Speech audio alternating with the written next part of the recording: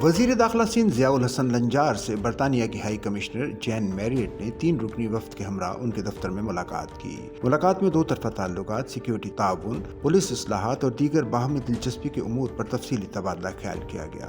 बरतानवी high commissioner ने सिंध में अमन अमान की मजमूई सूरत हाल पर इत्मीनान का इजहार करते हुए कहा, हुकूमत सिंध के जदीद और मॉडर्न पॉलिसिंग के विजन को सराहा। उन्होंने कहा कि जराइम के खिलाफ कामयाब जंग का इन्हिसार जदीद आलात, मौसर टेक्निक्स और उनके दुरुस्त इस्तेमाल पर है।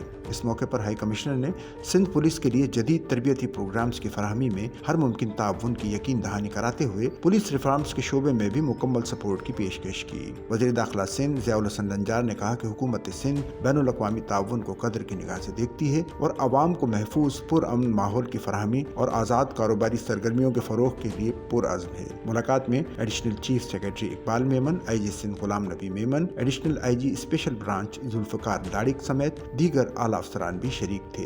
मुलाकात के इख्तिताम पर दोनों फरीकैन ने आलमी अमन और सलामती के लिए मुश्तरका कोशिशें जारी रखने के अज़्म का इआदा किया। सच्चल न्यूज़ नेटवर्क की वीडियोस में खुश आमदेद। नाजरीन, वीडियो से मुताल्लिक अपनी कीमती राय का इजहार कमेंट बॉक्स में ज़रूर करें और चैनल को सब्सक्राइब करें।